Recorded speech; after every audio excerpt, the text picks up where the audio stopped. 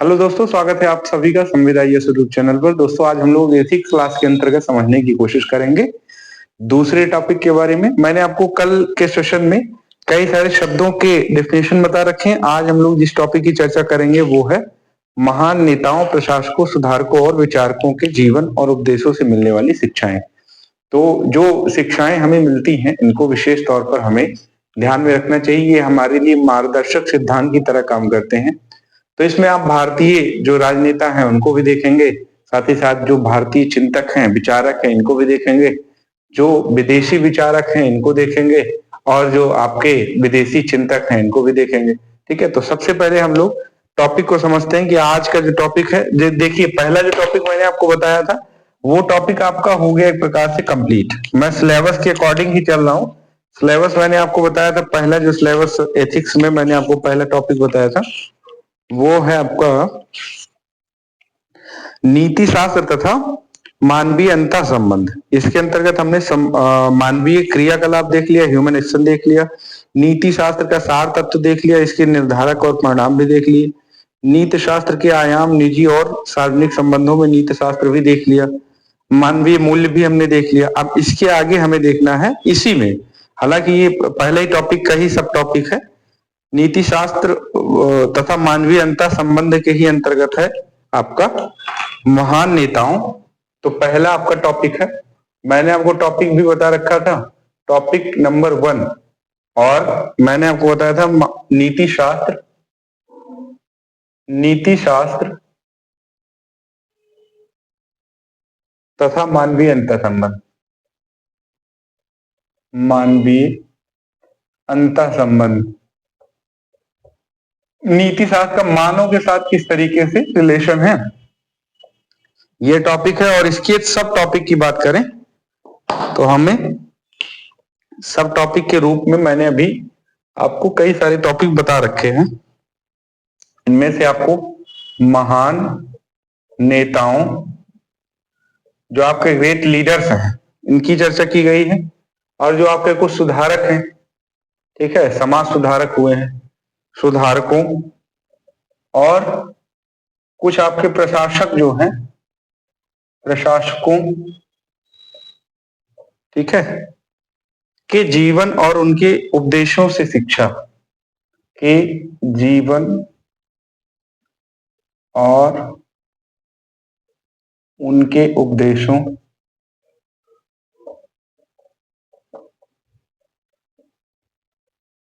से शिक्षा।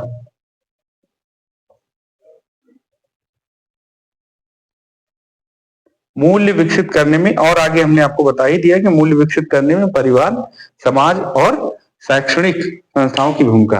तो देखिए यहां से कुछ ऐसे वैल्यूज हैं, कुछ ऐसे मूल्य हैं जो हमें फाइंड होंगे। तो ये अभी आपका टॉपिक के ही अकॉर्डिंग सारी चीजें बताई जा रही हैं। अभी तक की जितनी क्लासेज आपकी एथिक्स की हुई हैं सब टॉपिक के ही अकॉर्डिंग है। यहाँ पर देखिए महान नेताओं, ग्रेट लीडर की बात चल रही है, सुधारकों की बात चल रही है, प्रशासकों की बात चल रही है, ठीक है। इनके जीवन और इन्होंने जो उपदेश दिए हैं, इन्होंने कोई अगर विचार दिया है तो उससे क्या हमें प्राप्त हो रहा है, ये हमें जानने की कोशिश करनी है, ठीक है। तो चलिए सबसे पहले देखेंगे कि महान, जो भारत के महान नेता हुए हैं, ठीक है, ग्रेट लीडर्स ऑफ इंडिया, यहां से हम लोग शुरुआत करते हैं। फिर जो भारत में महान सुधारक हुए हैं, कुछ प्रशासक जो जैसे टी.एन. सेशन है, इलेक्शन कमीशन ऑफ इंडिया के चीफ थे टी.एन. सेशन। और आप देखेंगे कि इंदिरा गांधी जी के समय में आप देखेंगे कि कई प्रकार की जो है इंदिरा गांधी का, खासकर राव मनमोहन के समय आप देखेंगे कई प्रकार के सुधार भी किए, जिनकी वजह से आज तक टी.एन. सेशन जी का नाम लिया जाता है। और वर्तमान में आपको पता है कि इलेक्शन कमीशन ऑफ इंडिया का जो रिस्पॉन्सिबिलिटी है, जो उसका उत्तरदायित्व, तो इसके ऊपर क्वेश्चन मार्क लग रहा है कि टी.एन. सेशन जैसे प्रशासक होने चाहिए जिसके माध्यम से लोकतंत्र की जो मुख्य संस्था है, जिसका नाम है इलेक्शन कमीशन ऑफ इंडिया, उसकी कार्यशैली में पारदर्शिता रहे, ठीक है। तो इसी वजह से प्रशासकों को हमें पढ़ना है और उनसे कुछ नैतिक मूल्य जो हमें फाइंड हो रहे हैं उनको भी ध्यान में रखना है। तो यहाँ पर भारत के सबसे पहले तो हम आज पढ़ेंगे भारत के महान नेता, ठीक है, महान नेता, ये हमारा टॉपिक रहेगा, ठीक है। Great leaders of India, great leader of India. Syllabus के अकॉर्डिंग ही आपको चलना है, नहीं तो आप भटक जाएंगे कि आपको पढ़ना क्या है। ठीक है, अभी तक जितनी मैंने चर्चा कर रखी है सारा सिलेबस के अकॉर्डिंग ही है। बाकी पीवाईक्यू एक बार आप भी देखते रहिएगा। एथिक्स की क्लास, वो शिल्पी प्रकाशन की पुस्तक खरीदिए, 15-20 रुपए की मिलती है। उससे आप एथिक्स के जो पीवाईक्यू पूछे गए हैं 4-5 वर्षों का देख लीजिए, आपको आइडिया हो जाएगा कि पहले टॉपिक से किस तरीके के क्वेश्चन पूछे जा रहे हैं। ठीक है, मैक्सिमम नैतिक मूल्यों से ही क्वेश्चन पूछे जाएंगे, और अगर पूछे भी जाते हैं तो कुछ आप देखेंगे डिफिनेशन बेस्ड क्वेश्चन, सदाचार क्या होता है, ठीक है, दुर्गुण क्या होता है, चरित्र क्या होता है, आचरण क्या होता है, इस तरह के क्वेश्चन आपसे पूछे जाते हैं। अपेक्षा की जाती है कि आप उसका व्याख्या और उसका उदाहरण जरूर जानते होंगे। ठीक है, बिल्कुल बेसिक सवाल है, एथिक्स में कोई ऐसा नहीं है कि बहुत कठिन जो है आपका सिलेबस है या बहुत चैप्टर कठिन है। तो यहाँ पर देखिए, भारत के महान नेता के बारे में आपसे पूछा गया है। सबसे पहले हम लोग आज चर्चा करेंगे किसकी? आज हम लोग चर्चा करेंगे भारत के पहले प्रधानमंत्री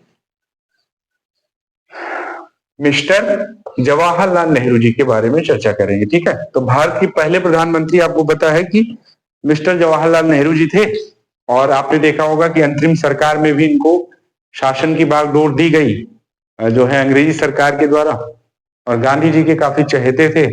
इनके अंदर कई प्रकार के मूल्य दिखाई पड़ते हैं जिनको हमें समझना है। तो देखिए, किसी भी भारतीय नेता के बारे में पढ़ना है तो बेसिक बातें आपको ध्यान में रखना है। पैदा कहाँ हुआ, किस परिवार से पैदा हुआ, ये सब आपको बताने की जरूरत नहीं है। न एग्जामिनर आपसे ये जानना चाहता है, आपसे ये जानना चाहता है कि इस जो भी भारतीय नेता के बारे में पूछा गया है, इनसे आपको शिक्षाएं क्या मिलती हैं। तो शिक्षाओं को आपको उद्घाटित करना है। कौन कौन से मूल्य हैं जो आप अपने अंदर समावेशित करेंगे तो आपका शासन, आपकी शासन करने की शैली अच्छी होगी, यही आपसे अपेक्षित है। एग्जामिनर इतना ही जानना चाहता है। तो आज हम लोग चर्चा करेंगे जवाहर लाल नेहरू जी। ठीक है, अब यहां पर इनके बारे में चर्चा करेंगे। 4-5 पॉइंट यहां पर देखिए, ज्यादा पॉइंट भी आपको नहीं लिखना है।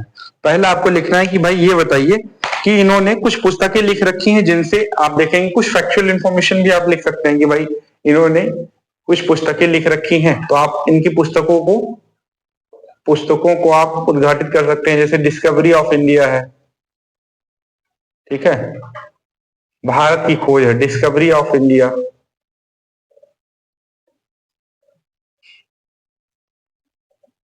ऑफ इंडिया है। और एक पुस्तक दिखाई पड़ती है, एक पुस्तक का नाम है glimpses of world history. Glimpses मतलब क्या होता है? झलक होता है। ठीक है, glimpses of world history, world history, विश्व के इतिहास की झलक। ठीक, और एक पुस्तक इन्होंने लिखी है मेरी कहानी। ठीक है, ये 3 पुस्तक आप चाहें तो इनको बीच में मेंशन कर दीजिए कि इनके पुस्तकों के माध्यम से हमें भारत के सांस्कृतिक विविधता के बारे में, भारतीय संस्कृति के बारे में गहराई से समझने का, भारतीय संस्कृति के बारे में गहराई से समझने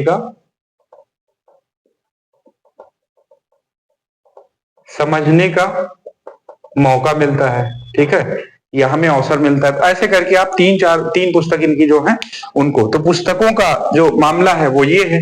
वहीं आप देखें इनसे मुझे सीखने को क्या मिलता है।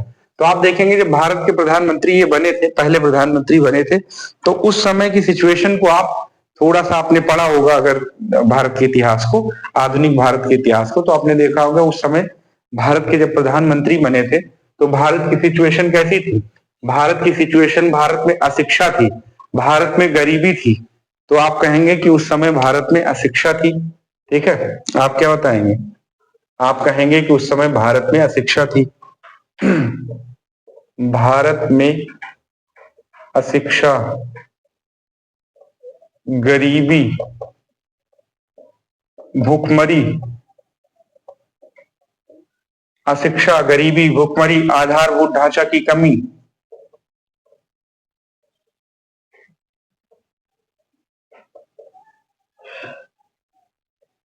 ये देखिए, मैं इस वजह से बता रहा हूं ताकि आप जोड़ पाएंगे, अभी आप समझ पाएंगे कि मैं कहना क्या चाह रहा हूं। ठीक है, ये कब की बात चल रही? 1950 की बात चल रही है। 1950 की बात चल रही कि जिस समय प्रधानमंत्री बने थे भारत के, तो उस समय भारत की स्थिति क्या थी? तो भारत की तत्कालीन स्थिति क्या थी? भारत की तत्कालीन स्थिति क्या थी? ठीक है, तो आप यहां पर कहेंगे कि भारत में शिक्षा, गरीबी, भुखमरी, आधारभूत ढांचा की कमी, बेरोजगारी बेरोजगारी आदि अनेकों समस्याएं विद्यमान थी।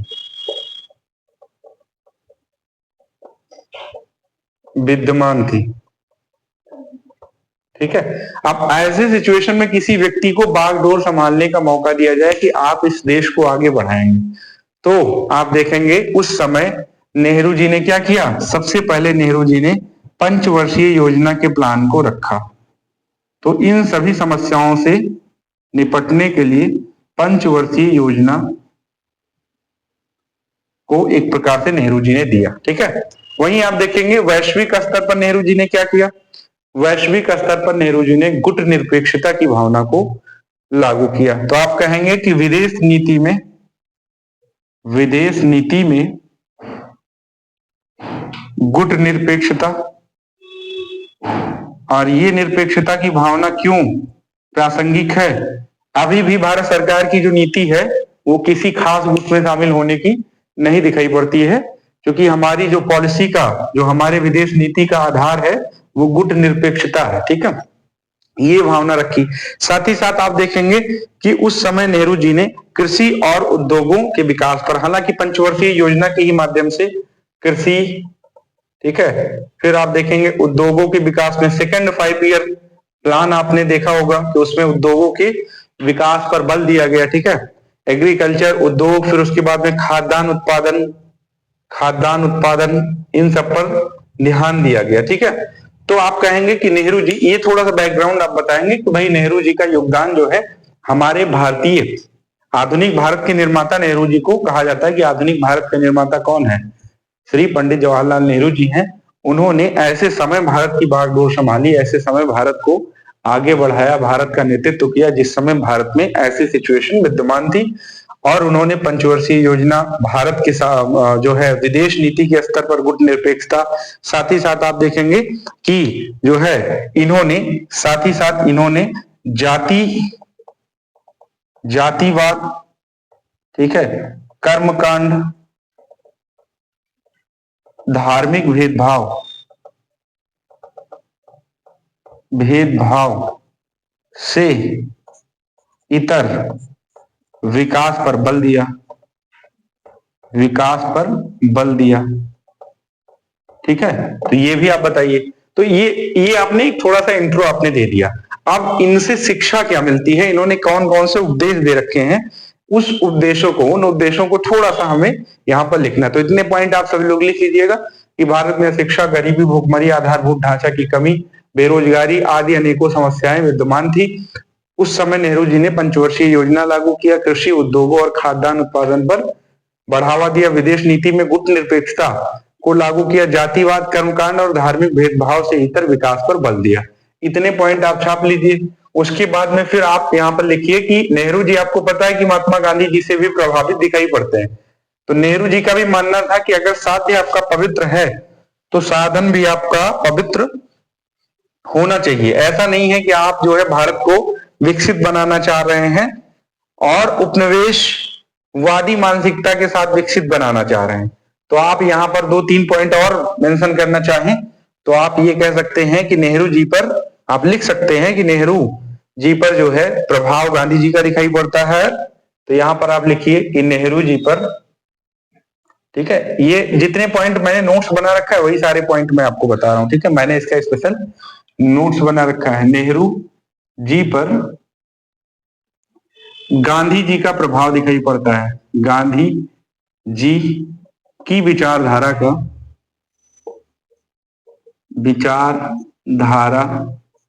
का प्रभाव दिखाई पड़ता है। ठीक है, इसी वजह से इन्होंने साध्य एवं साधन की पवित्रता पवित्रता पर भी बल दिया, साधन या साध्य की पवित्रता पर बल दिया।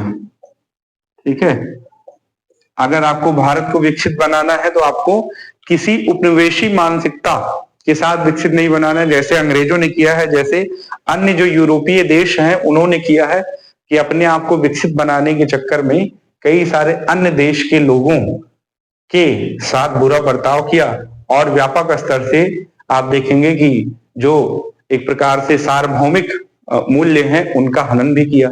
ठीक है, तो इस वजह से इनका कहना था कि भाई आप अपने देश को जो है आगे बढ़ाना चाहते हैं तो आप साध्य और साधन की पवित्रता पर बल रखिए। तो यहाँ पर आप देखेंगे कि हमें एक मूल्य नजर आता है, सार्वभौमिक मूल्य, और वो सार्वभौमिक मूल्य क्या है? सार्वभौमिक मूल्य है कि सर्वे भवन्तु सुखना। ठीक है, सर्वे भवन्तु सुखना की अवधारणा दिखाई पड़ती है, साथ ही साथ वसुधैव कुटुंबकम, वसुधैव कुटुंबकम की भी अवधारणा दिखाई पड़ती है। ठीक है, तो ये आप कह सकते हैं कि भाई हमें इन बातों से ये बातें दिखाई पड़ती हैं। दूसरे पॉइंट की ओर चलें तो दूसरा पॉइंट हमें क्या दिखाई पड़ता है, इसको नोट करते रहिएगा। ठीक है, जैसे जैसे मैं बोलता जा रहा हूं आप नोट करते रहिएगा ताकि आपको आसानी होगी लिखने में। अगर दूसरे पॉइंट की ओर चले तो क्या कहते हैं इन्होंने, देखिए जाति पात का पूरी तरीके से पुरजोर विरोध किया और इनका मानना था कि भारतीय समाज में जाति और लोकतंत्र दोनों एक साथ जीवित नहीं रह सकते। इनका एक कथन भी कोट किया जाता है, वो कथन आपको ध्यान में रखना है। इन्होंने कहा कि जातिवाद और लोकतंत्र के बीच संघर्ष इतना स्वाभाविक है, ये कथन आप यहां पर लिख सकते हैं कि जातिवाद पर चोट किया,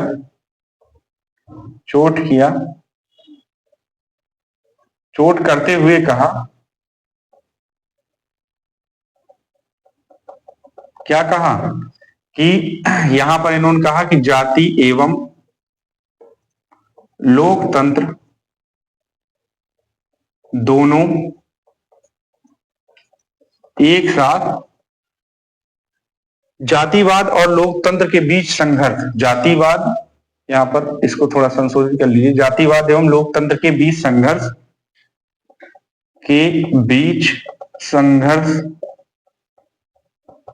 इतना स्वाभाविक है, इतना स्वाभाविक है कि इन दोनों में से सिर्फ एक ही जीवित रहेगा, इन दोनों में से सिर्फ एक ही जीवित रहेगा। ठीक है, अब इससे क्या आपको पता चलता है कि विकास की प्रक्रिया में किसी जाति विशेष को टारगेट ना किया जाए कि उच्च वर्ण के सवर्ण के लोग ही केवल विकसित हों। विकास की मुख्य धारा में प्रत्येक वर्ग, प्रत्येक जाति, प्रत्येक धर्म के लोगों को शामिल करने का मूल्य सिखाई पड़ता है। ठीक है, तो विकास की यहां से कौन सा मूल्य हमें समझ में आता है, इन्होंने विकास की मुख्य प्रक्रिया में विकास, अब यहां पर आपको लिखना है कि भाई ये कथन कहा और कौन सा मूल्य हमें प्राप्त होता है। विकास की मुख्य धारा में जिसको मोदी जी कहते हैं सबका साथ सबका विकास, उसकी भावना यहां पर दिखाई पड़ती है। विकास की मुख्य धारा में सबको साथ ले चलना, सबको साथ ले चलना। ठीक है, धर्म के ऊपर भी इन्होंने कहा, ये तो एक प्रकार से इनका मानना था कि जो नैतिकता है उसका धर्म से कोई लेना देना नहीं है। ठीक है, तो ये मूल्य आप इससे सीखते हैं कि विकास की मुख्य धारा में सबको साथ ले चलना है, ऐसा नहीं कि किसी खास जाति के वर्ग को ही आप लेकर के चल रहे हैं। तो विकास की मुख्य धारा में सबको साथ ले चलना। आप एक बात को समझिए कि नेहरू जी का मानना था कि कोई भी व्यक्ति नैतिक है, जरूरी नहीं कि वो धार्मिक हो।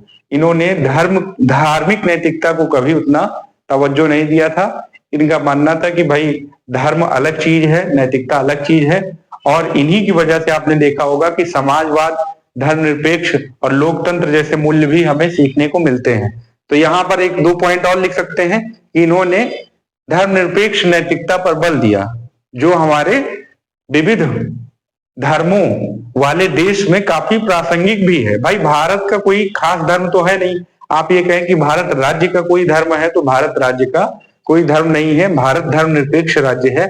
तो ऐसे कंडीशन में आप देखेंगे कि धर्मनिरपेक्ष नैतिकता का जो मूल्य नेहरू जी के आप कथनों में देखेंगे या इनके कार्यशैली में देखेंगे, वो हमारे लिए प्रासंगिक दिखाई पड़ता है। तो आप यहाँ पर कहें, ये पॉइंट लिखने के बाद में आप यहाँ पर कहें कि धर्मनिरपेक्ष नैतिकता का मूल्य भी आप देखेंगे नेहरू जी से ही हमें सीखने को मिलता है। तो आप यहाँ पर लिख दीजिए कि भाई धर्मनिरपेक्षता के मूल्य नेहरू जी से सीखने को मिलता है। समाजवाद का जो राजनीतिक मूल्य की बात करें तो समाजवाद दिखाई पड़ता है, साथ ही साथ आप लोकतंत्र भी नेहरू जी की अपनी मानसिक उपज कही जाती है। नेहरू जी को लोकतांत्रिक नेता माना जाता था, बहुत ही उदारवादी नेता माना जाता था। वैश्विक स्तर पर नेहरू जी की छवि काफी स्वच्छ थी और काफी अच्छी छवि के साथ जो है इनका आप देखेंगे रिकॉर्ड दिखाई पड़ता है। और न केवल देश में सम्मान था, साथ ही साथ विदेश में भी आप देखेंगे, दक्षिणी अफ्रीका में भी इनका काफी सम्मान होता था। साथ ही साथ कहीं भी वैदेशिक दौरे पर रहे तो इनके सम्मान में लोग खड़े होते थे और बकायदा जो है इनको सम्मान के भाव से देखते थे। तो यहाँ पर राजनीतिक, अगर राजनीतिक मूल्य इनसे पूछा जाए कि नेहरू जी से राजनीतिक मूल्य कौन से दिखाई पड़ते हैं, तो आप देखेंगे इनसे हमें एक तो लोकतंत्र पर इन्होंने बल दिया है, दूसरा इन्होंने लोकतांत्रिक मूल्य हमें सिखाई पड़ता है, ठीक है, सीख सकते हैं लोकतांत्रिक मूल्य। दूसरा धर्मनिरपेक्षता का मूल्य, धर्मनिरपेक्षता का मूल्य।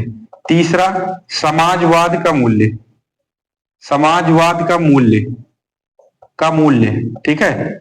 चौथा व्यापक जन कल्याण का मूल्य, जन कल्याण का मूल्य नेहरू जी ने कहा कि अगर आप भारत की सेवा कर रहे हैं तो सच्चे अर्थों में किसकी सेवा कर रहे हैं। नेहरू जी ने यह भी कहा कि अगर आप भारत की सेवा कर रहे हैं तो सच्चे अर्थों में, इन्होंने कहा कि अगर आप भारत की सेवा कर रहे हैं, भारत की सेवा कर रहे हैं तो सच्चे अर्थों में आप कर क्या रहे हैं, आप गरीबी दूर कर रहे हैं, ठीक है, दूर करने में सहायता कर रहे हैं, आप अशिक्षा दूर करने में सहायता कर रहे हैं, दूर करने में भूमिका निभा रहे हैं।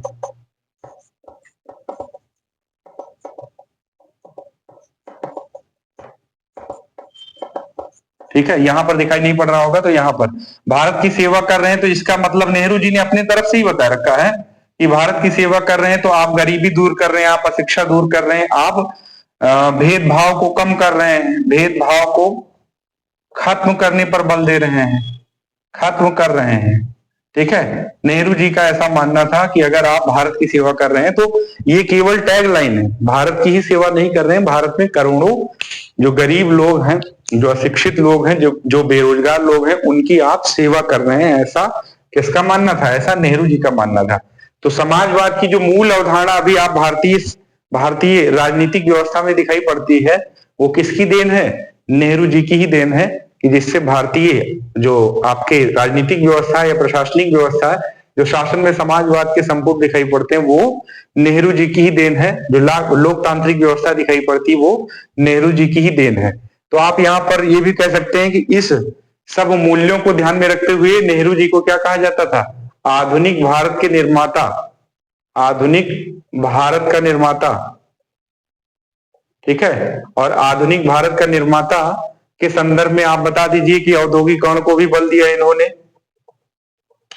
औद्योगिकरण को बल दिया, ठीक है। मतलब ये तो हो गया कि ठीक है योगदान इन्होंने क्या दिया। अब यहाँ पर हम बात कर रहे हैं कि क्या सीखते हैं।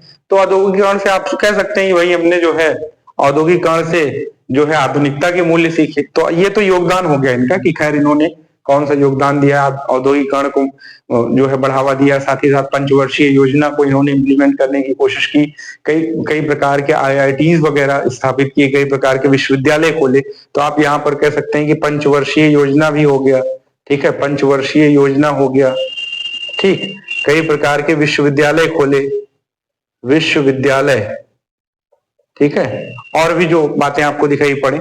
तो इस तरह से आप कह सकते हैं ऑल ओवर आप देखेंगे तो आप कह सकते हैं कि नेहरू जी से हमें उदारता का मूल्य, यहाँ पर एक और दो मूल्य। एक तो नेहरू जी के बारे में इतनी तथ्य हैं, आपको जितना लिखना हो कमी नहीं पड़ेगी। मतलब मुझे तो सारी बातें याद है, वैसे मैंने नोट्स रिवीजन भी मैं कर लेता हूँ समय समय पर, लेकिन नेहरू जी के बारे में लगभग सारी बातें याद भी हो जाती है। नेहरू जी ने एक प्रकार से उदारता का मूल्य भी सिखाया, ठीक है। नेहरू जी ने प्रेम का भी मूल्य सिखाया। नेहरू जी को काफी लिबरल और बच्चों के साथ इंटरेक्शन करते हुए देखा गया, ठीक है। बच्चों के साथ प्रेम भाव जो है नेहरू जी का अलग लेवल का था। तो आप कहेंगे कि उदारता का मूल्य भी। अगर आप सामाजिक मूल्य में देखें तो ये तो राजनीतिक मूल्य आपने बता दिया। सामाजिक मूल्य कौन कौन से नेहरू जी से सीखने को मिलते हैं, तो आप कहेंगे कि भाई नेहरू जी से हमें उदारता का मूल्य सीखने को मिलता है। किसका? उदारता का मूल्य। उदारता का मूल्य हमें सीखने को मिलता है। हमें सहिष्णुता का मूल्य सीखने को मिलता है। सहिष्णुता का मूल्य सीखने को मिलता है। और आप देखेंगे कि सहिष्णुता का मूल्य मैं किस आधार पर कह रहा हूं, क्योंकि इन्होंने धर्म के आधार पर कभी भेदभाव करने की बात नहीं की। धर्मनिरपेक्षता, धार्मिक नैतिकता की नहीं, धर्मनिरपेक्ष नैतिकता की बात की इन्होंने।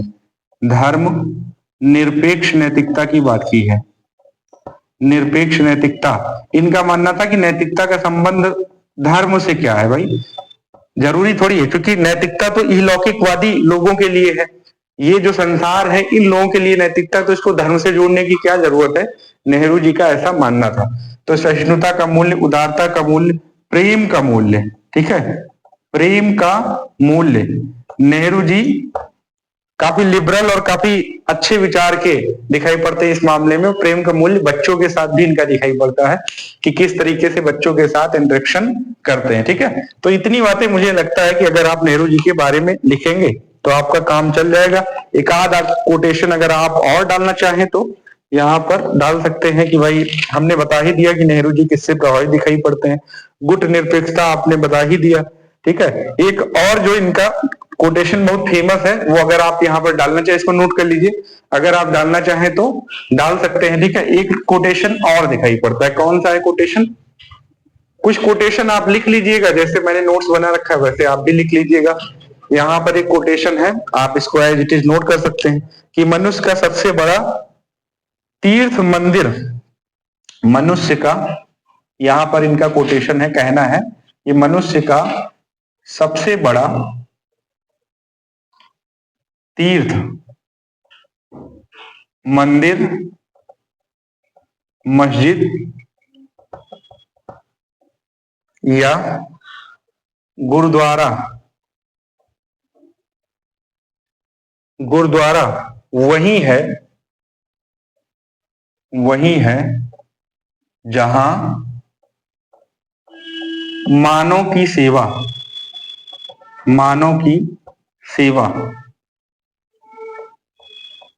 की जाती है।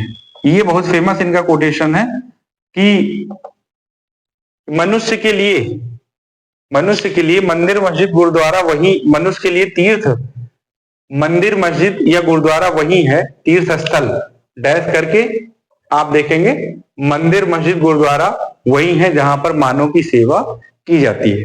तो ये भी कोटेशन आप डाल सकते हैं और आप इससे कह सकते हैं कि इन कथनों से, यहां पर आप डालिए कि इस कथन से मानव सेवा के मूल्य, मानव सेवा या समाज सेवा के मूल्य दिखाई पड़ते हैं, ठीक है, या सीखे जा सकते हैं। हालांकि यहां पर आपको सीखना है, सीखे जा सकते हैं, ठीक है। चलिए, तो इतने पॉइंट मुझे लगता है कि आप याद रखेंगे तो आपका काम चल जाएगा। आगामी जो सेशन होगा उसमें आप देखेंगे कि आपको अन्य जो नेता हैं उनके बारे में भी कोटेशन दिया जाएगा और उनसे सीखने को क्या मिलता है। आपको ये सब नहीं बताना है कि जन्म कब हुआ, कहां पर इनकी मृत्यु हुई, क्योंकि वो तो आप उनके बारे में बता रहे हैं। यहाँ पर सीधा सीधा आपसे पूछा जाएगा कि आप महान भारतीय नेता से आप सीखते क्या है। तो ऐसे ही हम लोग दूसरे नेता के बारे में सीखने की कोशिश करेंगे। चलिए मिलते हैं अगले सेशन में, तब तक के लिए अपना ध्यान रखिए। बहुत बहुत धन्यवाद।